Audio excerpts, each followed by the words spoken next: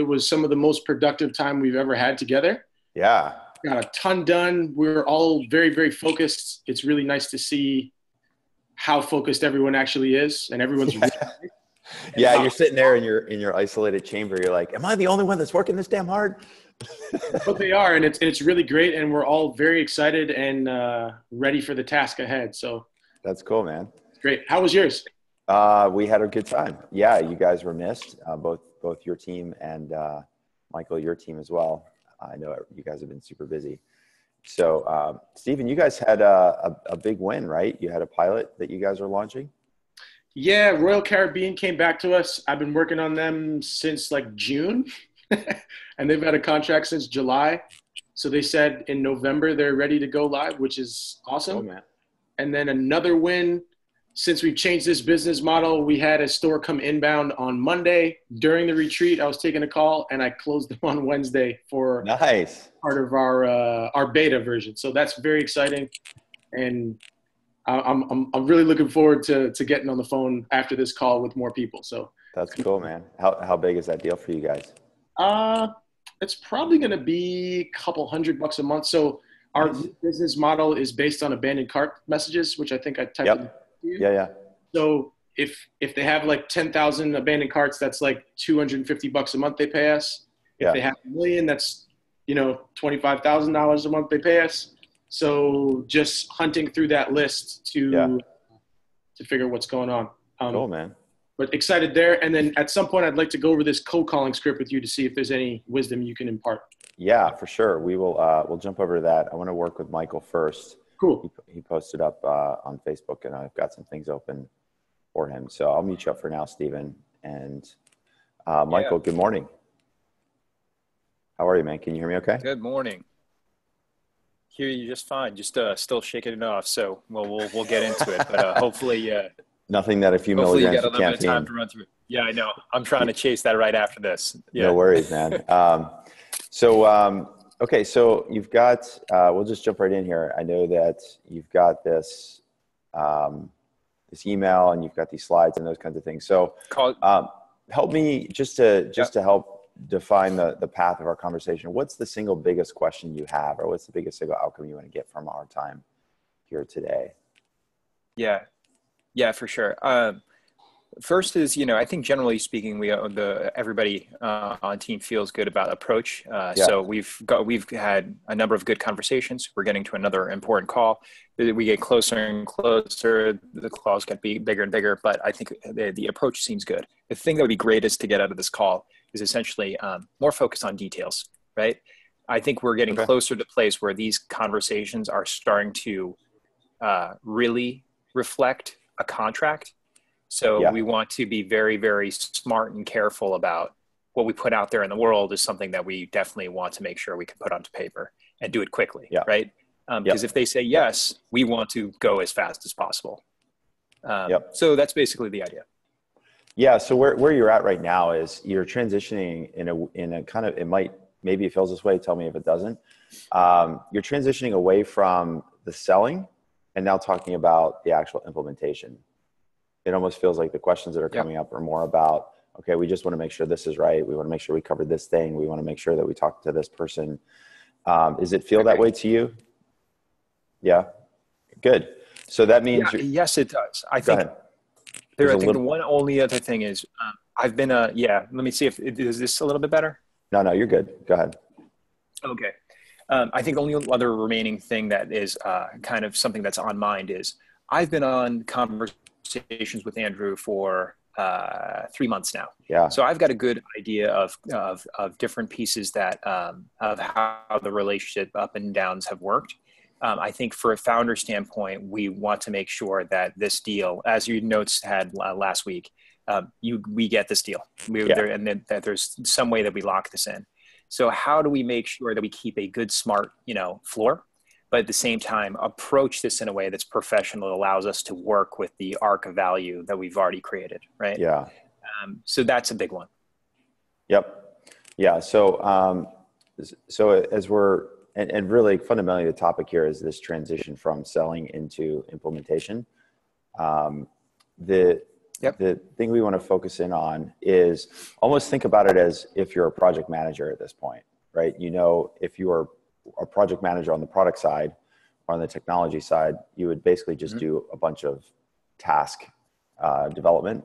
Okay, we want to accomplish, we have this set of features we want to get done, and these are all the things that need to get completed in order to build that feature. Or we want to migrate from this thing to that thing, and these are all the things that need to get done. So the more you can transition into almost being more like a project manager, then think about it from his point of view, he's got 100 things happening every day.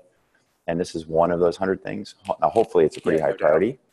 But the more that he knows that he can just walk into a meeting or a conversation and know that you're going to have everything laid out for him, and all he has to do is make quick decisions, then that's going to help build trust, and it's going to make the meetings more efficient, and it's going to help you move closer to where you want to go.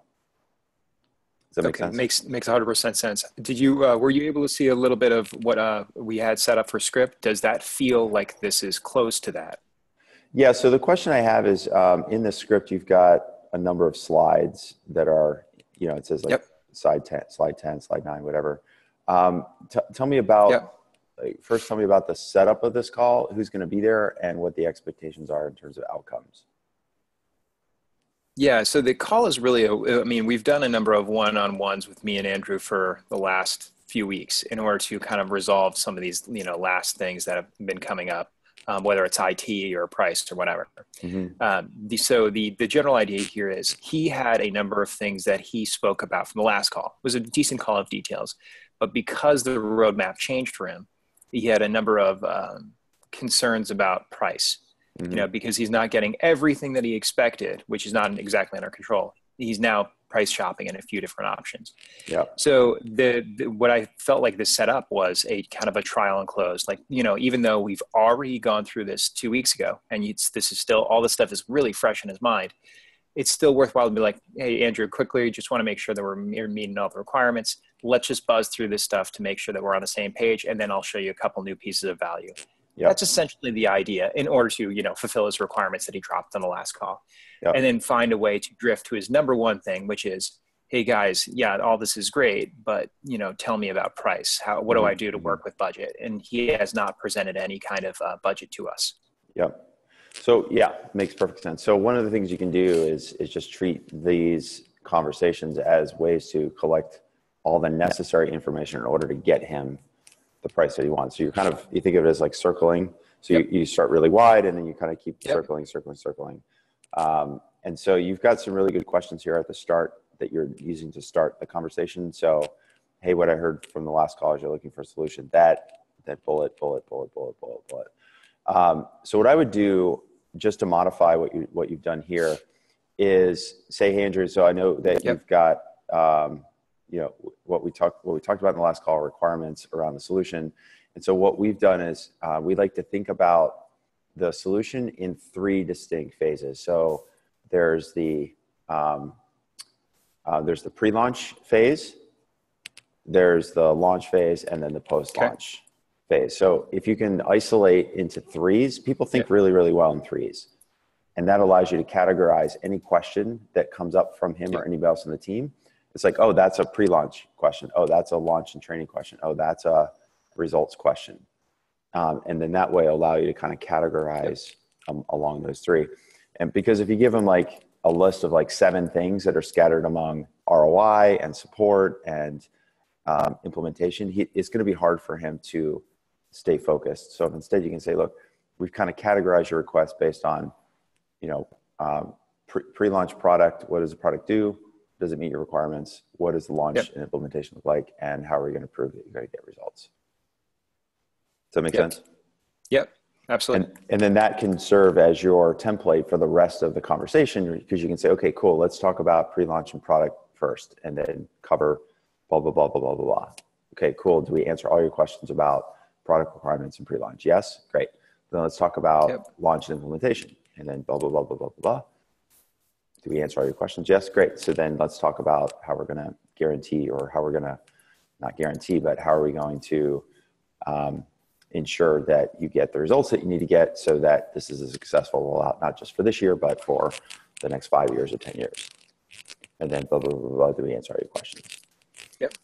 And then if there's anything open, okay, then you can just go, great. Well, it sounds like that's an open question, and we'll just add that to the list for our next conversation. So if you can get, let's say there's 5 questions for each of those 3 categories. Let's say you answer 4 of them and 1 is an open loop. And answer 4 of them, 1 is an open loop. Answer 4 of them, 1 is an open loop. Then you're like, cool. So we're narrowing, like this is the circling thing. We had 15 questions. We got 12 of them answered. We only got these 3 left. Once we get these 3 answered, then we'll be able to give you the final work plan that you'll need that'll include the price to get this thing rolling. Yep. So let me just pause there because I know it's a lot of information I was sharing really quickly. No, that's great. I think I know exactly how to naturally fit some of these things that he spoke to directly and start claiming these in categories. I really like it because it helps him just get into a mental model of, okay, so we're already moving towards the goal. We're not so much in a debate like there's this hard wall. We're figuring out how to actually move through the stages. So I like it a lot. Yeah. And you can even make it a bit interactive, like just like you would with a early stage of a sales conversation. You do your situation slide before a demo, and that's designed to kind of set up. This is what we learned. This is where we are. Do we get everything right? And they go yes or no. You do the same thing here. We say, well, we collected all of your questions and we categorize in these 3. This is what we have for pre-launch. This is what we have for launch and implementation. This is what we have for getting results. Is there anything we missed? Is there anything else that you would want to add to this? Is there anything new that's come up since the last time we talked or that you've heard from your colleagues? Just to kind of get that, it's a kind of a little trial close for him to go, nope, those are all the issues that we have around pre-launch, or those are all the issues we have around making sure that we're going to get the results we want. Cool. And then you can just kind of check that box, and then you're just knocking things off the to-do list. You're treating the questions like a to-do list at this point. And once you get all the things scratched off, then let's get started. Yep. That's great. And then this can still lead up to the price discovery that we have, kind of the cul-de-sac of the call, the end of it. Yeah. Because I'm aware that like all this stuff we're just trying to feed him context and able to talk about this with a lot of details on the positive side for us. Because I know that the driving thing for him is price. He's already made that known from the last call, and we deferred it to be able to, get some details together for this call. So how do we navigate that in the best way? Yeah, I mean, price in the sense that he wants to get a price, or that he's very price conscious? Price conscious, because he's already got a price with the current order. And so to your advice, we have we have a loose group of options, 3 options, high, medium, and low, things that we think would work really well for us, that would help us land this account, and that would work great for him. They're basically partnership deals.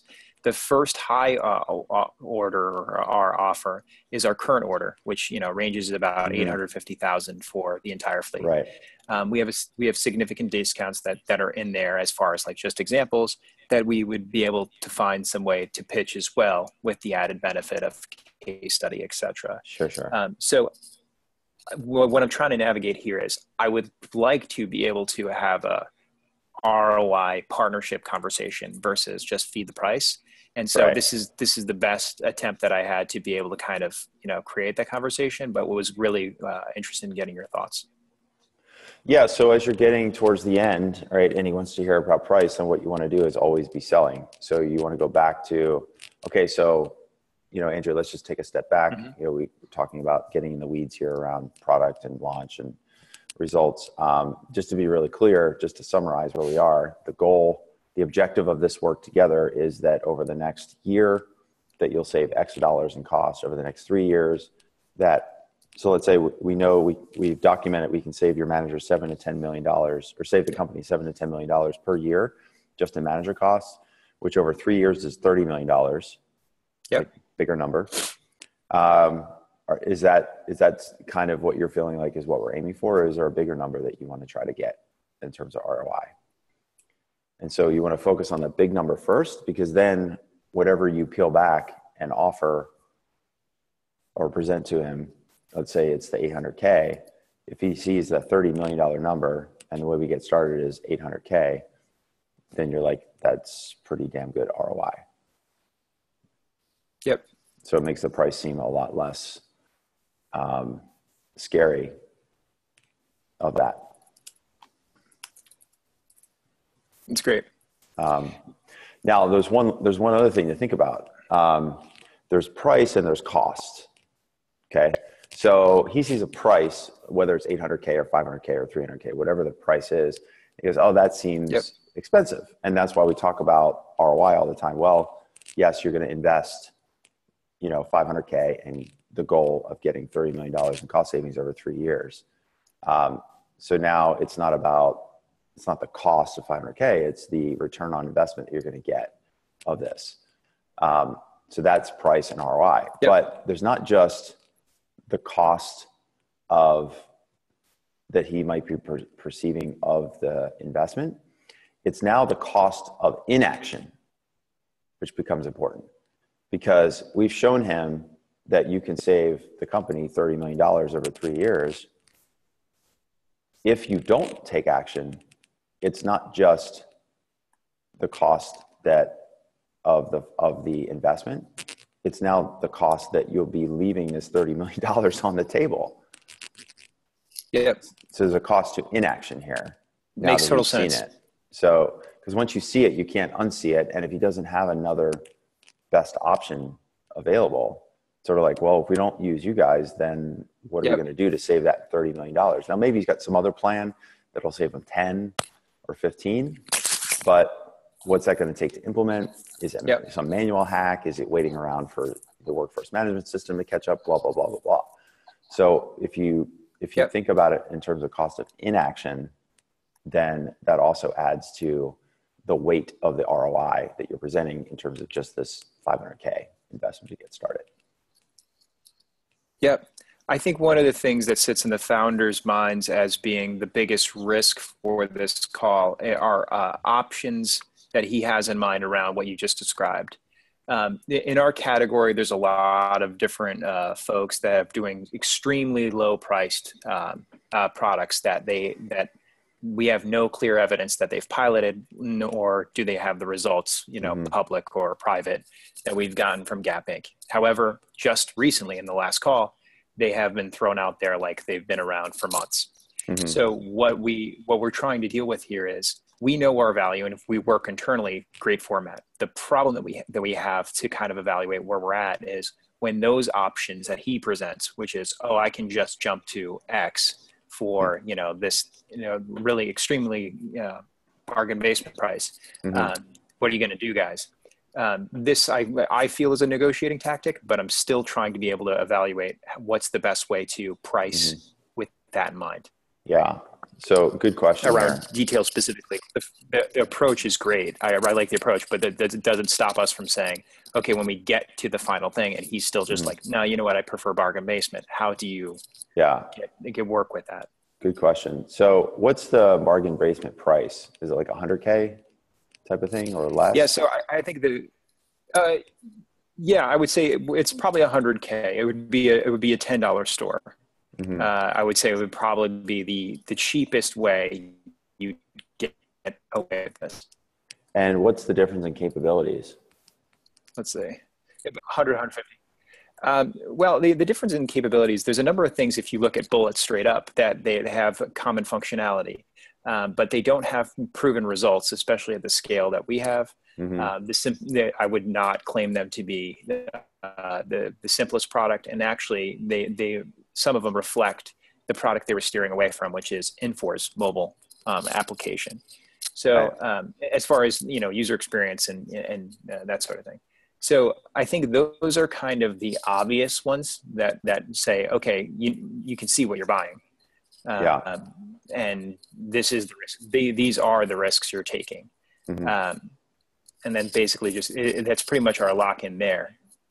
So if the bargain basement option is available, but the employees don't engage with it, or it's hard to use, then they will have spent that money and not gotten any results or minimal results. And they're still going to have a big percentage of the workforce that's not being served. So they haven't wholly solved the problem. So they'll be able to maybe chip away a bit at the problem by saving a little bit of money, but he's still going to be waking up every day, every quarter with this problem around shift swapping and workforce management. Right. Yeah, absolutely. And especially it's compounded for him this year because he's not going to get the schedule system he expected. So he needs value to be generated from some other part of his operation system. Right. So For that part, I think that we're in a very strong position. But it's, if you still are if you're gonna take that walk, that's a really far leap from where we are from current order. And what do you think the difference would be in engagement in that app versus your app? Like, would it be, say, 10% of employees versus 90% of employees? I think that, to be honest, I would say that you're probably going to, at minimum, cut it in half, maximum get somewhere around, let's call it 70%. And I'm just taking that as kind of an idea across the board. Mm-hmm. I think that with anybody that's putting significant policies, training, all the things that we ran through pilot for the last 12 months, mm-hmm. you could bring those numbers up closer to us with real manager and headquarters effort. Because you can make anything work with some good policies and requiring employees to do certain things. But right out of the box, not so much. Yeah. Right. So right out of the box, not so much, especially because, we've shown it working by itself for the last 12 months.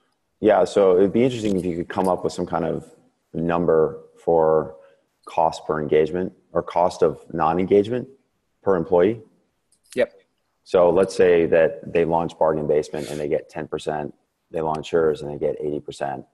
So for every 100 employees, that's 70 employees that would not be served. So what's the cost of non-engagement per employee? Yep. Right. So yeah, you only would spend 150 per store to launch this thing, and that's price.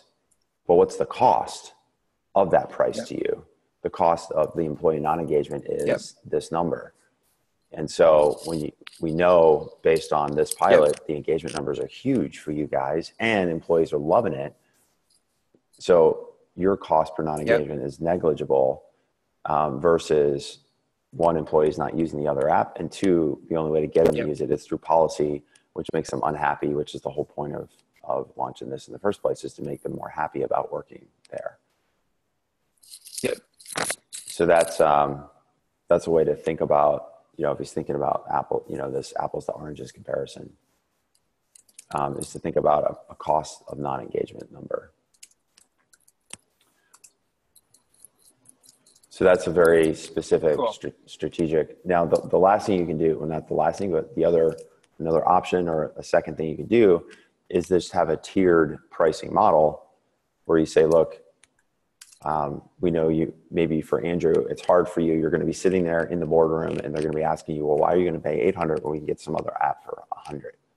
So if you could look at doing some kind of phased pricing where it steps up over time, and it doesn't have to be annual, but maybe it's every 6 months. So instead of charging 800 for the first year, maybe it's 200 for the first 6 months, then 300 for the next 6 months, then 400 for the next 6 months, so that by the end of into year 2, they're paying the full 800, which gives him the ability to save some face internally, still get you guys a client, and still get you a path to the big revenue down the road. And you could play around with that phased, kind of not phased rollout, but phased pricing. So you can say, get you started, we'll do this for $200K for the first 6 months, and then it goes to 250, and then 354. So it's not until year 3 you're actually paying the full price. So then that mitigates a lot of it's just like, oh, it's only 200 to get started versus 100 for Bargain Basement. Plus this Bargain Basement is going to give us this cost of non-engagement, blah, blah, blah. And now all of a sudden the difference between you and them is actually really, really small. It's like, it would be kind of silly to try to save a few dollars and then be stuck with a problem that still exists, have all these other costs down the road, and have unhappy employees. So you just got to give him some arguments. Think about it as giving him arguments for what he wants to do internally, what he's got to deal with internally. Awesome. Okay, so this covers, I think, goals 1 and 2 for this, Scott. I think at the bottom it was kind of a bonus. This is something that I think we've been talking about for about a week straight, the founders, and just trying to make sure that we're asking all the right questions to each other to make sure that we're getting the most out of the options we're putting in front. So let's say things go all the way that we're looking for with all questions. what are the things that you've seen from other founding teams when they get to this level of conversation? What are like the most important questions that we should, make sure that we've gone through internally to feel solid about the options and offers we're creating for this call and possibly contract moving forward? Yeah. So this is a practice I learned from an economist, actually. His name's Paul Romer. He's at Stanford. Was at Stanford. And he taught it in context of teaching students economics, but I've been able to translate it really well into the sales world, which is whatever. So in his case, say you've taken a basic equation like X over Y. If you're trying to teach a student relationships, then sometimes it's hard for students to get their head around, well, what happens if X goes up and Y goes down? And so what he would always teach is take it to the absolute extreme. So let's say X is infinity and Y is 1. Then what does that do to that basic number? Well, then the number's really, really high. And do the opposite. What if Y was approaching infinity and X is equal to 1? What would that do? Well, that means the numbers are really, really small. And so as you have more complex equations, it makes it easier for students to understand general relationships. And so what I learned from that is looking at any situation and just take the absolute extreme cases and saying, what's the absolute best case scenario that we could hope for? And what's the absolute worst thing that would happen if all of the nightmares came true? And knowing that the best case probably will never happen, but can we deal with the absolute worst case? Are there any positives that we could take out of the absolute worst case, or are there ways to mitigate against that disaster? So as you're looking at kind of each situation, or each term or each bullet point in the contract, just sort of take a second and kind of play out that game of like, okay, what are the worst things that could happen under this scenario? And you do the best you can. There's always going to be some blind spots, the unknowns, so to speak, the unknown unknowns. But if you kind of play that game with yourselves, then a lot of times that will reveal for you like, oh, wait a minute, if we do this, then that could happen. So how do we mitigate against that? Perfect. Yeah, no, that's great. Okay, any other pieces that or thoughts that you had about this? But in general, I feel like I have something that I can go back to my script with and start modifying. Yeah. So let's just do a quick summary here. Again, the topic here we're talking about is you're migrating from selling into kind of work plan, implementation plan stage. Yep. So first thing is categorize, keep it simple and categorize into pre-launch, launch, post-launch, getting results. Yep. And then from there, it's a matter of treating each question or objection as like a to-do under each of those 3 categories. And then the third kind of takeaway is then just answer each of those questions. And then if there are open loops, then that becomes the focus of the next meeting. So you go from really wide circle to smaller circle, smaller circle, smaller circle to finally get to checking off all the boxes or crossing all the tasks or questions off the list. Dig it. Cool. Very cool. Very easy. All right, man. What's the biggest takeaway for you in the conversation today? The founders piece, the walkthrough is pretty big. I think that's really helpful for a number of things. This one's big, so I know this way. I think the other part is reframing the way that I have the trial close into this mental model. I just like anything that allows somebody to start thinking about it's already actionable. We're on a close timeline. Yeah. You are absolutely correct that Andrew's got 100 things. So he'd prefer just give me the quick way so we can figure out how to solve this versus let's debate about the wall. So it's great. So I think those are the 2 biggest parts. Yeah. And just remember, slow is smooth, and smooth is fast. So if there's some open questions and he just say, look, just give us give us a day or give us to the end of the day. Don't feel like he's putting a gun to your head. You have to answer the question. You're like, that's a really good question. I can give you an answer or I can give you the right answer. I'd prefer to give you the right answer. Can you give me 4 days, 4 hours, whatever you need in order to get that answer? And he'll appreciate that. Makes sense. Thanks again, Scott. Cool, man. Great job hopping on. I'm going to meet you up here. Cheers. All right, man. See ya. I see Ben has joined and Steven. Hey, Steven, I'm going to unmute you here, buddy. Hey. And I got to also do your visa still, so let me do those things. Or my assistant help me do those things today. Okay. I'll leave Ben muted for now. No, that's cool. I muted him up. Cool, man. So what we want to talk about is cold calling scripts. Is that right? Yeah, that, and then also I put something in the Basecamp about employee referral programs. Oh, yeah, okay. That's pressing, but something we're talking about and wanted to get your as well. Sure. So let's cover cold calling first. What do you think? Because that seems like the most sales related thing. Throw this in the chat for you if you like, if that's any easier, if you want to see what I have. Yeah. Okay, so putting that in now. It's not letting me paste here. What's going on? That's all right. No dice. I will put in the Basecamp instead. All right, pop it there right now. Okay. Hello. Hey, Ben. Just a second. My mother literally just called me. I'll call her back in a minute. I just was going to sit and listen in. Cool, man. Always take the opportunity to talk to mom. Something I don't do enough of.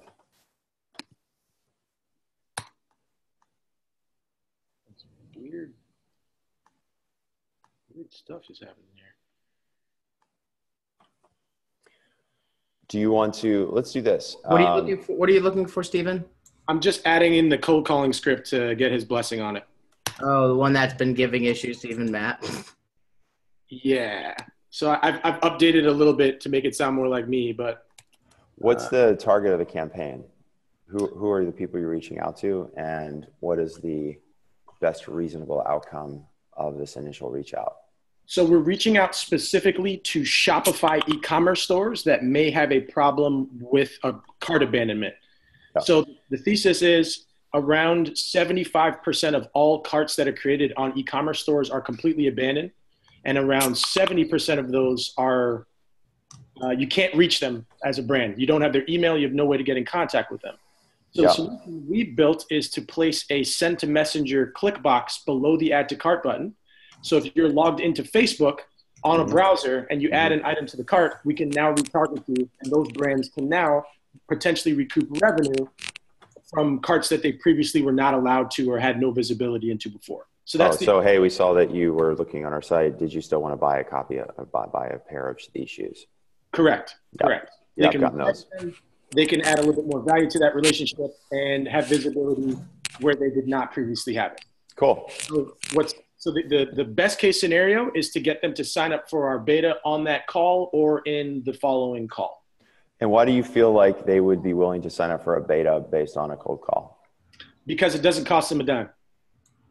Well, there's no price, but there's a cost.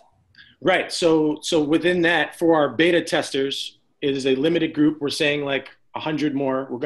It's not 100, but we're going to tell them 100 spots. They get to use our technology for 1 month for free after we launch it. And then the price schedule will go accordingly. So if it works, keep using it. If not, no hard feelings. Yeah, you would only want to pay for it if you're getting ROI, and that's the point of doing it. So yeah, so I think the answer is you will literally start making more money than you're giving us the next day. Yeah, it's like true ROI here. Okay, so are you sure that these folks are using Shopify? 1,000%. Okay. Yeah, so had a virtual assistant go through the top 1,000 Shopify stores according to traffic, and I got him mapping me all of those leads from LinkedIn. So I've got phone numbers and emails and all that other stuff. So we are 100% positive they use Shopify, and we are pretty well sorted as far as the right people. Okay. For what we have. And when you say the word abandoned carts, what level of severity? Is this like a DEFCON 4 or a DEFCON 1? 4 being really high, red alert, 1 being everything's in the green. Like when they hear abandoned cart, is that a huge problem for them? And they know it? Or is that a kind of a problem? Yeah, I know they have these abandoned carts, or are they just completely unaware of this problem? Ben, feel free to jump in here too. They're very aware of it as a problem, but it's not something they really are able to combat as much as they would like. So the current solutions as they stand are email or potentially cookies. But if you don't have someone's actual email and they don't log into the site to surf and to purchase things, and then they abandon their cart, then you actually have no idea who they are and have no possibility of actually reaching them. So it's just a blind spot. Okay. So there's a lot of trickle down as far as when someone adds to a cart until they actually convert.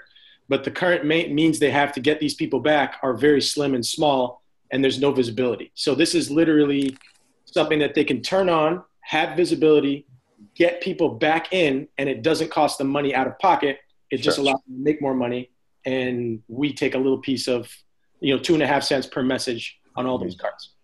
So what about on the, do you have a sense for what a typical retailer is losing from abandoned carts in terms of percentage or dollars or anything like that?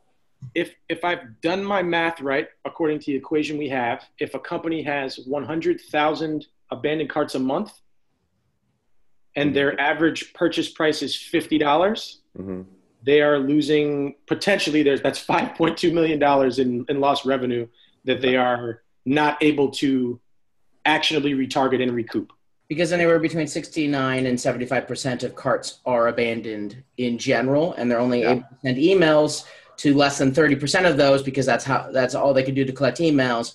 You can reach over 90% of the people who abandoned carts using our software, because it doesn't require an email. All they have to do is hit the check. They have to just abandon their cart, and that's really it. And then automatically. Now we have the bonus of we're the only ones who can do this, because Facebook has whitelisted us for this product. Yeah, that's the other huge. Who? Facebook. Okay. It's the only one that allows us to automatically let people opt in to getting messages over once they abandon a cart. Okay, that's a good thing. Very good thing. And so, Stevie, you had some really big numbers there, about 100,000 abandoned carts. Do most of these retailers you're contacting have that big of an order, or do you think that the numbers are magnitudes lower? Is it 10,000 abandoned carts, or 1,000, or even 100 abandoned carts per day or per week, per month? So that's a really great question. So Matt has spoken to and actually Ben's, their very good friend Mozzie, who runs an e-commerce store using Shopify, does pretty well. I think he hits 7 figures a year, and he has himself about 100,000 abandoned carts a month. So he's like a kind of middle of the road, I won't say average, but pretty decent, well-to-do store that's not like killing it in the top. They're not even in the top thousands of stores. Yeah. He has 100,000 abandoned carts a month, and his average purchase price is around $25. So you're talking about potentially $2 to $3 million in lost revenue that he has the opportunity to recoup. I think our plan. I think you make a good point, though. I think the 100K is probably in the top third, but there's a lot of people who have a lot more abandoned carts. Just people abandoned carts like crazy. But I think there's also definitely customers who are talking to maybe have 10,000 or 20,000 or 50,000. And, in that case, we'll still be able to make an ROI argument. I think part of our goal is to try to figure out exactly how many abandoned carts they have and get them to tell us that, and then give them the actual calculation of how much they're losing. Yeah. So can you tell, when you're doing these calls, will you be able to know approximately what the average price is of that Shopify store? Like you said, your buddy is $25. Will you be able to quickly say, okay, this person I'm calling, their price is, their products are $100, or this one is $10? Not off the top. So if you look in this cold calling script, I ask what the average order value is. And then I also ask how many carts they get a month and what strategies they currently use to help grab those people back. That's not something I think we have visibility into unless we ask them. Okay. You could make a very basic assumption based on the average, what kind of product they're selling and the price of that product. So a bicycle shop, which we just signed a deal with, will have a higher average order value because the average product is more, but no specifics. And maybe eventually, as an idea, Stephen, we could figure out a way to have a rough calculation before we even go in based on the product they have on a site.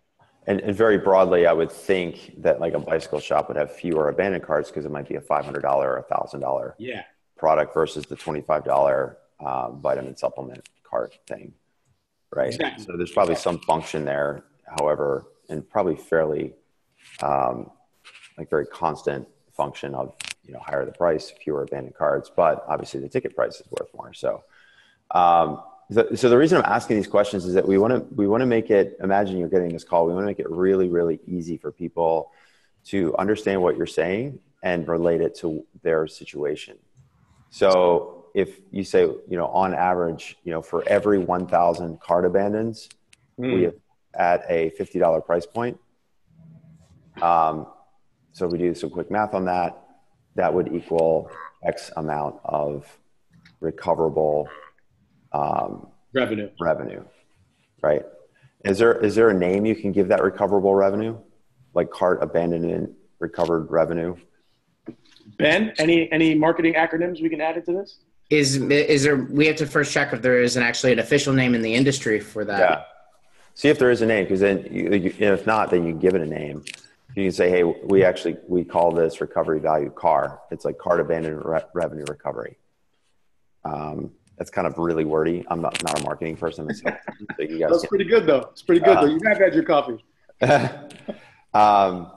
And so if very quickly you can say, look, what we found is that for every 1,000 cart abandons, even at a $50 price, what that leads to is, $10,000 per month in cart abandonment revenue recovery. And then right away, you want to get it to that person goes, they'll start doing some math and they go, for every 1,000, well, shit, I have 10,000 per month. That's 100,000. That's right? perfect. And they're like, whoa. And even if they go, well, I only have 100, then you could scale it back and go, well, at 1,000, you just say you get 50K in revenue. At 100, you get 5K in revenue. Mm-hmm. But what I love about this, obviously, as I'm sure you can understand, is it's a definite ROI play. Like just the math works out, and then you move forward from there. And if it makes sense, you can really recoup a lot of money. Yeah. So I would focus on that. And then as soon as you share those numbers, then you lead right into a question, which is, do you happen to know how many abandoned carts your store has each month? And then say, well, actually, I really don't know. I know it's a lot. Or they might go, this is a big fucking problem, man. I have 10,000 of these every month. You're like, okay, well, if we extract, so you have 10,000 cart abandons. What's the average price of your product? Well, my average price of my product is $100. You go, okay, hold on. Just doing some quick math. Okay, so you actually have $100,000 in cart abandonment revenue recovery that we can help you. Yeah, that makes sense. Yep, that's what I'm working with that equation. Perfect. So have that, even have it in a spreadsheet or something in front of you so you can quickly plug in numbers, but make it look like you're thinking. Yeah. Hold on, let me think about that. Let's do the quick math. Because it's as much for that person to digest, that person's processing all this information. If you just start real quick, you got to get them to process and almost make them feel like, oh shit, what's that number going to be? It's like car salesmen are really good at this when they're negotiating price. They're like, 27.5.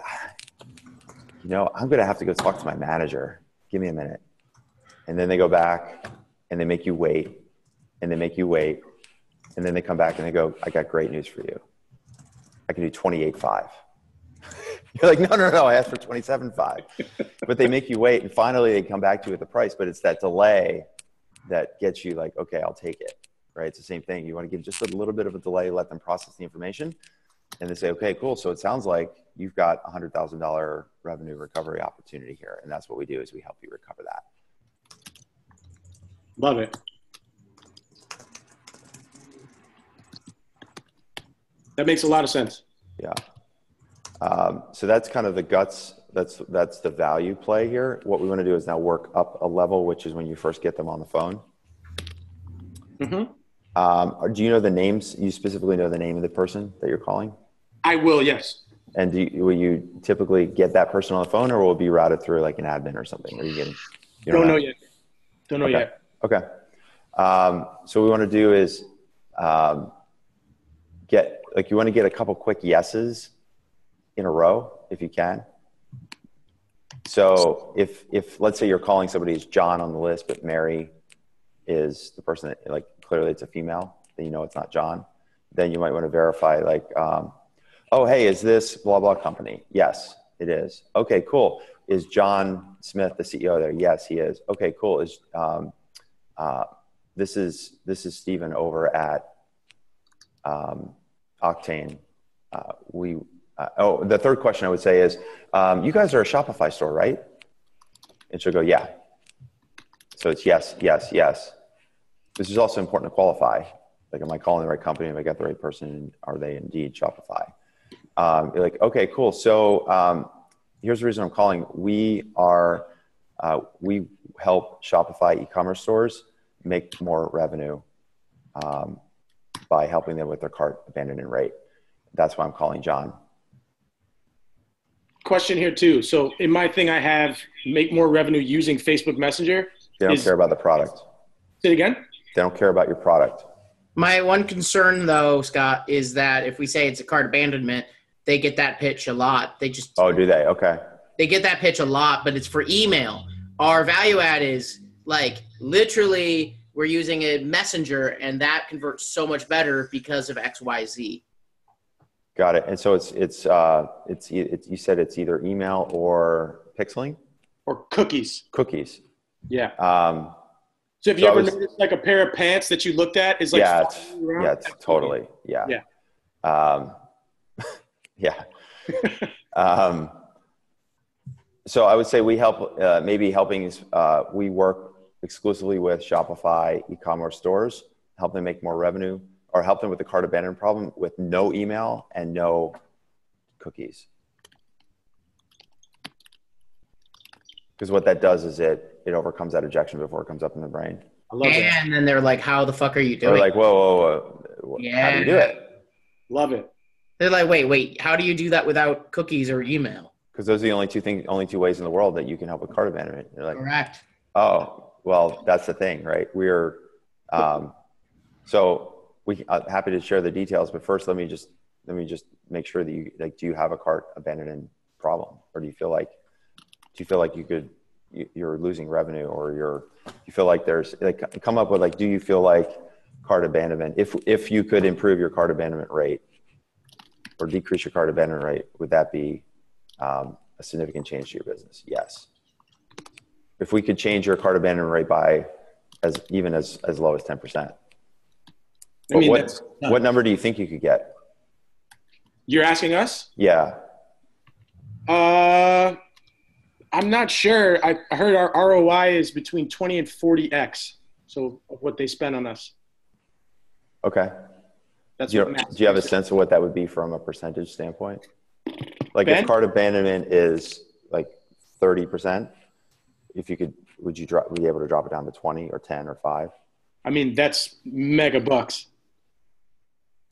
I don't know. I think we need to do a little math on that. Okay. Because then you could say, for every percentage point that what we found, our clients have found that for every percentage point drop in cart abandonment rate, that's leading to X dollars in revenue based on $100 product.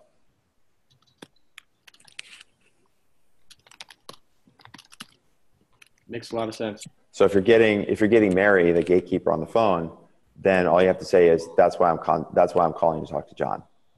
Don't ask to talk to John. John's really busy. John's not here. John's in a meeting. John said he hates salespeople. You say, that's why I'm calling to talk to John. Now you're forcing her to say, okay, well, let me see if he's available, or let me see when he might have some time. Got it. Right? Don't ask for permission to talk to John. So on that note too, I call in, I get a gatekeeper. I'm nice with her. She does pass me to John. I just go through it normally with John, right? I don't spend a lot of time on Mary if I don't need to. Yeah, spend as little time with Mary as you can. Get John on the phone and then run through it again. Right? Hey, John, you're the CEO over at blah, blah, blah, right? Yeah, I am. Cool. And you guys are a Shopify site? Yep, we are. Cool.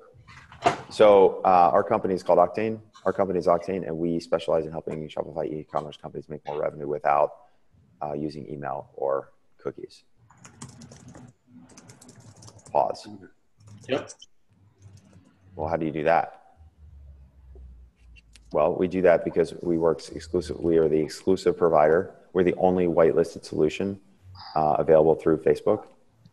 And if you have a couple minutes right now, I can kind of talk you through how this works. But if now's not a good time, that's cool. Right? Right now, like you want to pique their interest. They're like, oh no, wait, I got a couple minutes. If you have 3 or 4 minutes right now, that's cool. But if not, then I can call you back. I can call you back next week. Like, you're a genius, man. This is just it's human nature, right? You want to have fun with this. Awesome. It's awesome. It's just see your wheels spin right now. Yeah. I love it. It's very inspiring. Awkward pauses are always gold. Yeah. Okay, so next question here, right? So we're in that script. I ask, my standard questions after we get to that point. If they have some time, if they want to talk about it, I ask about the number of abandoned carts. Ask them how they're typically doing this in their current way. If that's working for them, on what percentage. I get their average order value. Don't ask them if it's working. Ask them how it could be better. Yeah. Okay. They're like, yeah, it's working. I got a lot of things in my business that are working. Right. But if you ask me specifically, how could that be better? I go, well, it could be better if blah, blah, blah. Got it. Yep. That makes a lot of sense. How far into explaining how it works should I go? What do you think? Give them as little as possible. It's like you want to take the shortest path to the sale. Right. So if you've got a list of like, these are the 15 things I want to tell you about, and they get to number 3 and they're like, well, how do I use this thing? They're like, cool. Well, here's how you use it. We have we're onboarding a new cohort, a new group of, I wouldn't call them beta users because people get scared when they hear beta. They'll think that it's not working correctly or it might break. So come up with a name. We're onboarding our October customers right now. I don't know, come up with something.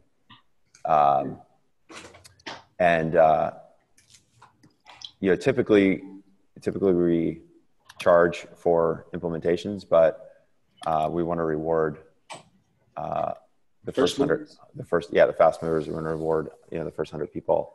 So the way this works is we help you implement it.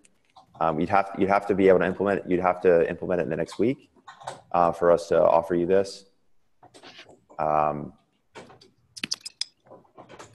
But to get things rolling, it's really simple.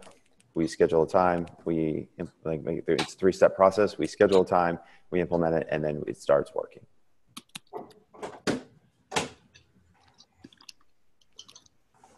Make it 3-step, like a 3-step process. The process is really simple. It's 3 simple steps. Would you like to give it a try?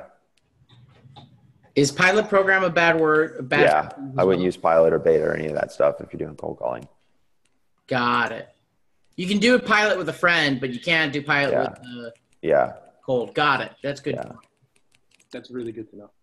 Because then everybody's like, okay, you're doing this pilot, cool. Why don't you give me a call after you do this pilot, and then maybe let me know how it goes, and then I'll be interested.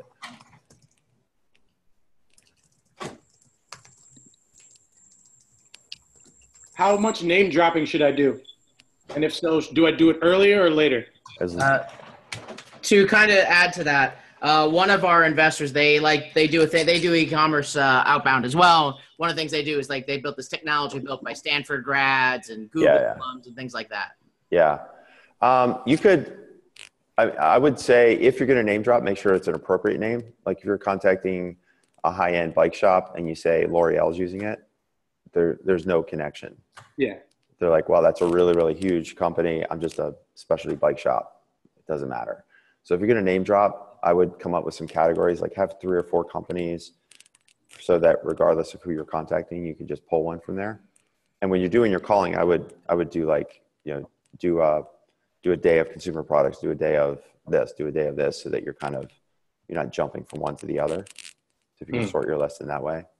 But you could say early on, you could say, hey, we're working with, for example, we're working with a company like, we're working with, I'll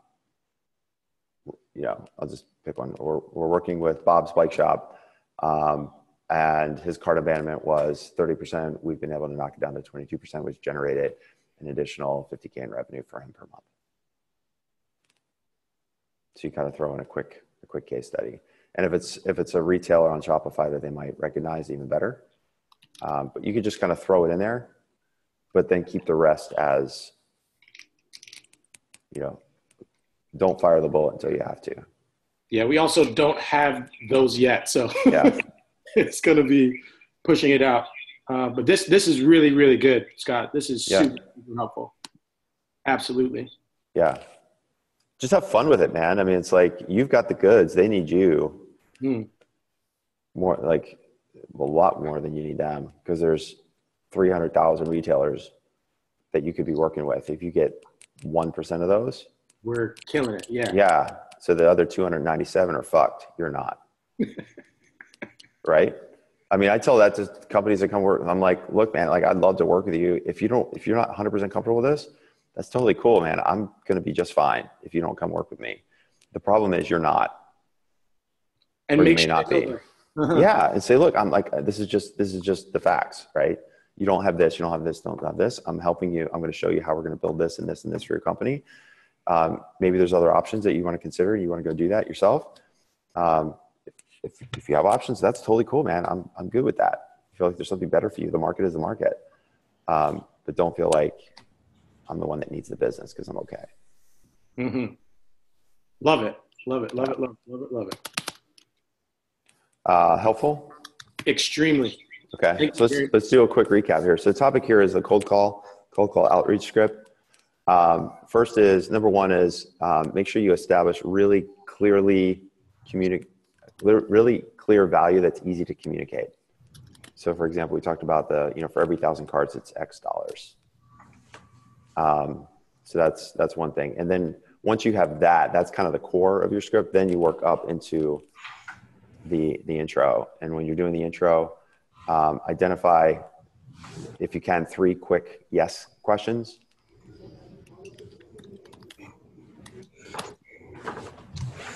Got it. Then get into the value. And most importantly, talk about results that you get, not about the product. So we help Shopify e-commerce companies make more revenue without this, without that. It's not about, hey, we have the Facebook Messenger app. Do you want to see it? They don't care about that. What they care about is getting the results, the revenue. That's without email, without whatever other solution hasn't been working for them.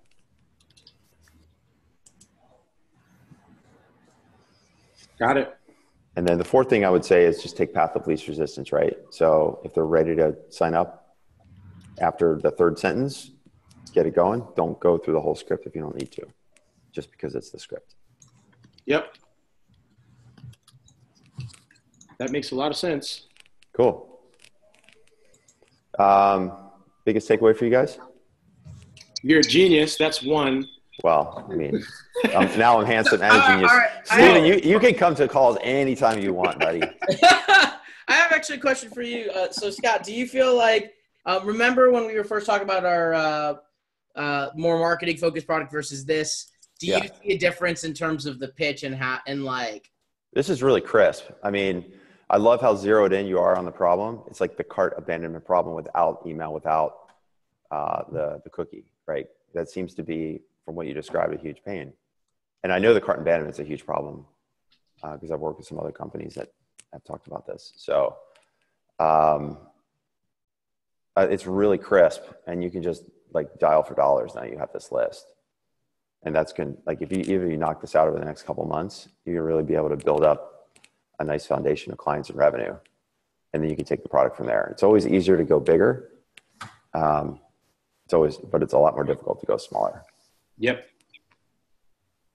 That's why Paul Graham always talks about startups rarely fail from starvation. They fail from indigestion. Very true. I would say takeaways for today are, just really delivering on that proposition and making it even more crisp. And and I think the biggest part for me was just owning it's like, hey, I can call 300,000 others. Yeah.